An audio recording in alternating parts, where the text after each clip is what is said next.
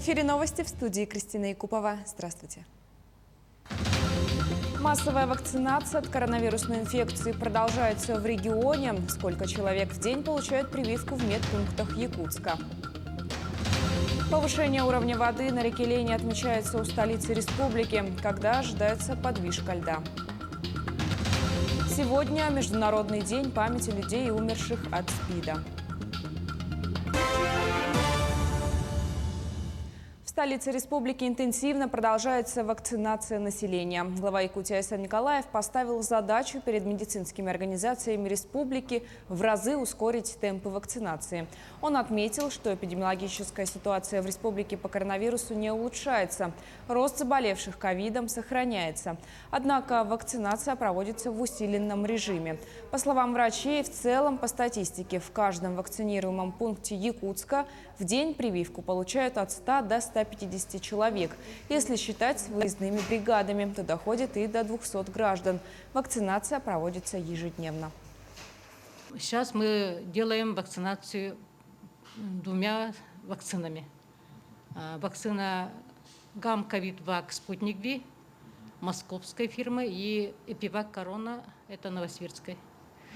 У нас вакцинация идет ежедневно с 8 часов до 8 вечера, без выходных. У нас население в основном привито, старше 60 лет 40% населения уже привито, которые не могут приходить на вакцинацию в поликлинику, а участковые медсестры делают на дому. С врачом приезжают, и в основном мы делаем там Эпивак Корону. Уровень воды на реке Лени повысился у Якутска. В течение суток ожидается подвижка льда на участке Покровск, Табага, Якутск, Кангаласы. У Якутска уровень воды над минимальным зимним повысился на 4,8 метра. Вчера на трое суток раньше нормы нижняя кромка ледохода на Лени достигла границ Хангаласского района, где у гидропоста Исить начался ледоход. Уровень воды при вскрытии в пределах нормы. Пойменную часть территории затопило в якутском селе Амга. По данным гидрологов, на реке Амге сегодня сформировался максимум весеннего половодья. Уровень воды достиг отметки 916 сантиметров над нулем поста. Это на 1,5 метра выше средних многолетних значений и выше отметки неблагоприятного явления на 16 сантиметров. Напомню, на автодороге Битюн на участке 79-80 километра вследствие поднятия уровня паводковых вод затоплена часть дорожного полотна и мостовой переход через реку Минири. Проезд автотранспортных средств затруднен. Оперативная группа МЧС вылетит в Среднеколымский район для мониторинга прохождения ледохода. Нижняя кромка ледохода на реке Колыме наблюдается в 10 километрах ниже села Каркадон Магаданской области. До границы с Якутией остается 66 километров. Протяженность ледохода составляет 173 километра. У поселка Зырянка Верхнеколымского района уровень воды составляет 492 сантиметра при критических 850 сантиметров. Наблюдаются подвижки льда и разводья. У Среднеколымска уровень воды составляет 352 сантиметра при критических 1200 сантиметров. При вскрытии реки на участке Зырянка-Среднеколымск ожидается 17-21 мая. Для мониторинга паводковой обстановки на реках республики работают 4 оперативные группы от МЧС России в составе 47 человек и 7 единиц техники. В Верхнеколымский район прибыла оперативная группа Колыма-2, а группа Колыма-1 в плане на убытие в Среднеколымский район 18 мая. К другим темам. Сегодня, 16 мая, отмечается Международный день памяти жертв СПИДа. Каждый год в третье воскресенье мая во всем мире чтят память людей, погибших от этой болезни. Основная цель события заключается в привлечении интереса мирового общества к проблемам распространения данной болезни. День памяти – это возможность объяснить людям во всем мире, что жизни 60 миллионов людей, живущих с ВИЧ, бесценны, а утрата 20 миллионов людей невосполнима. Впервые День памяти людей, умерших от страшной болезни, был проведен в 1983 году. В нашей республике он проводится с 1999 года. На 1 мая этого года в республике ВИЧ-инфекция была зарегистрирована в 33 районах у 2754 человек. Умерло за все годы наблюдения 447 человек, из них с диагнозом СПИД 165. По Дальневосточному федеральному округу республика занимает 4-е место. Как рассказал Евгений Александрович, существует 3 пути заражения ВИЧ-инфекцией. Существует всего лишь 3 пути заражения ВИЧ-инфекцией. Это первое, это через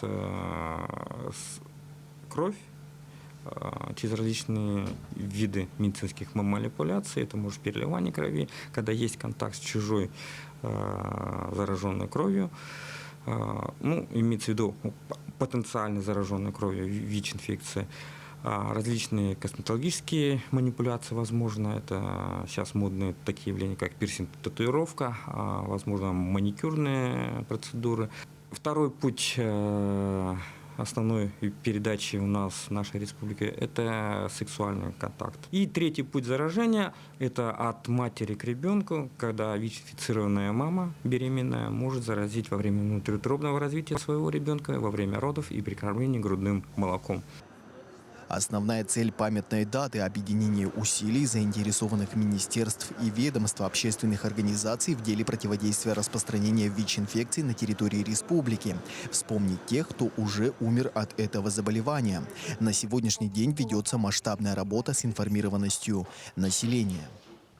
В первую очередь, конечно, это работа со средствами массовой информации, да, социальными сетями, потому что мы прекрасно понимаем, что в современном мире все смотрят и сидят в социальных сетях. Это и Инстаграм, это и в Одноклассниках и так далее, и так далее. Ну и, конечно, в WhatsApp-мессенджерах. Активно работаем с волонтерами-медиками. У нас отдел профилактики, который взаимодействует именно по работе с молодежью. Хочу отметить, что в эти дни будут проводиться скрининговые исследования населения, будут проводиться работа с молодежью, с образовательным учреждением. В связи с эпидобстановкой все мероприятия будут проводиться в дистанционном формате.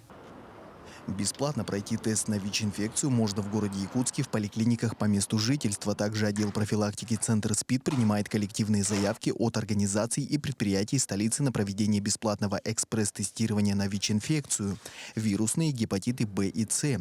Специалисты отмечают, что ВИЧ-инфекция касается каждого из нас и на сегодняшний день не является приговором, так как есть высокоэффективная антиретровирусная терапия, позволяющая продлить качество и срок жизни больного ВИЧ-инфекцией. Алексей Лукьяненко, Полина Долинская, Павел Пахомов, Якутск. Образовательные учреждения Ленска присоединились к субботнику. Мешками и перчатками вооружились не только взрослые, но и ученики. Светлана Балеева с подробностями. Весна – традиционное время субботников. Поработать на свежем воздухе вышли ученики первой городской школы. Активность, энтузиазм, боевой настрой – все постарались на славу. К акции присоединились все без исключения классы. Сегодня мы вышли всем классом убирать свою территорию, потому что мы хотим, чтобы наша любимая школа была чистая, без мусора. Чтобы все проходили, смотрели, что у нас чистая школа.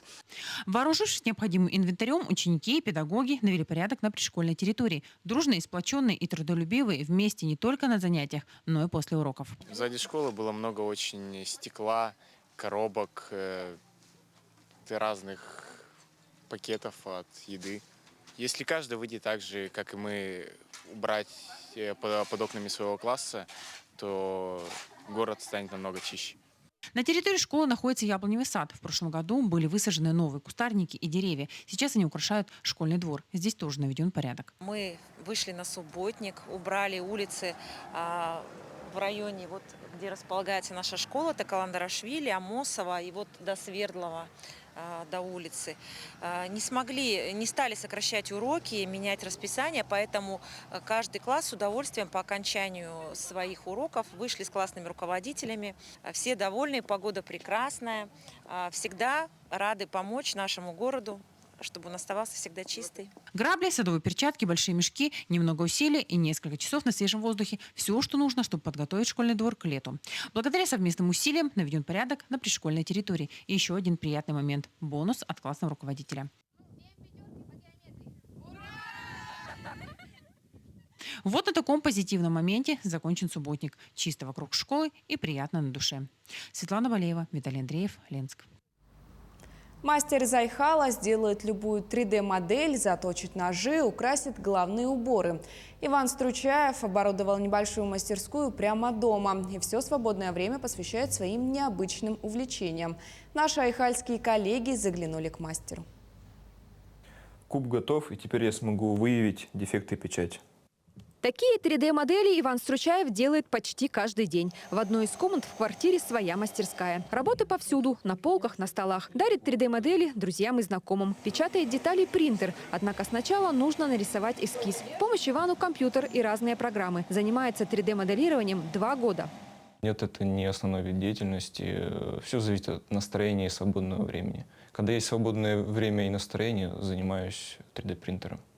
Принтер напечатает что угодно, была бы фантазия, говорит Иван. Зачастую у мастера получаются детали и модели, которые находят применение в быту. Это баночки для сахара или ваза для цветов. В освоении не сказать, что очень тяжело, но если человек собирается профессионально этим заниматься, я бы посоветовал пройти обучение.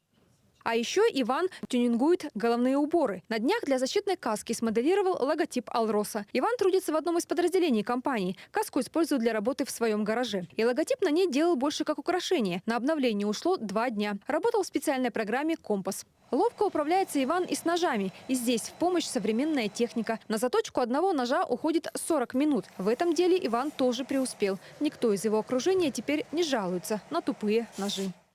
Началось все с банальной просьбы заточить дома ножи. Использовался обычный камень двусторонний. Нож затачивался на руках такими движениями. Дальше это переросло в хобби, и был заказан профессиональный станок. И на данный момент затачиваю ножи и для родных, и для друзей. На хобби Иван Стручаев тратит все свободное время. Это в первую очередь дело для души, признается он. Моделирование помогает развивать креативность и дает свободу творчества. Обработка ножей больше работа руками, чем головой. Это позволяет отдохнуть от рабочих будней. Оксана Мезенцева, Екатерина Бабина, Дмитрий Храмкин, телеканал «Алмазный край». На этом все. Наши корреспонденты продолжают следить за развитием событий в республике и за ее пределами.